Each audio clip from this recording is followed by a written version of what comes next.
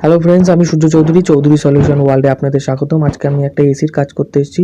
2026-এ আমার এটাই প্রথম এসির কাজ। এসির আউটডোরটা জাস্ট পজিশান চেঞ্জ হবে।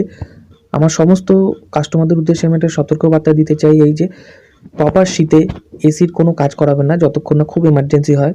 তার কারণ টেম্পারেচারের জন্য এসির আউটডোর অন হতে চায় না এবং বিভিন্ন রকম কাজ করতে গেলে প্রপার কাজও করে না। তো চেষ্টা করবেন একটু কম ঠান্ডায় বা একটু হালকা গরমে কাজটা করাবেন। আমি মেশিনটা অন করে গ্যাস লক করে পাইপগুলো খুলে নিয়েছি। তো পাইপগুলো আমার খোলা কমপ্লিট হয়ে গেছে। পাইপগুলো খোলার সময় একটা সতর্কতা দেখবেন যে পাইপগুলো বেঁকে না যায়।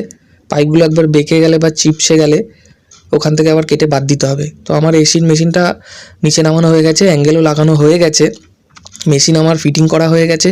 ফিটিং করে আমি এখন ভ্যাকিউম করছি। ভ্যাকিউম করে আমি এখন ডিসচার্জ লাইন ও সাকশন লাইনের চাবিটা অন করে দিচ্ছি যাতে গ্যাসটা প্রপার সব জায়গায় ছড়িয়ে যায়। এবং গ্যাসটা অন করার পর আমি শ্যাম্পু জল দিয়ে পাইপের গোড়াগুলো ভালোভাবে দেখে নিচ্ছি যে পাইপের গোড়া থেকে কোনো লিক করছে কিনা।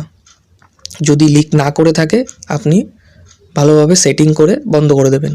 যদি এই ভিডিওটা ভালো লেগে থাকে তো অবশ্যই লাইক, শেয়ার ও সাবস্ক্রাইব করবেন। Thank you.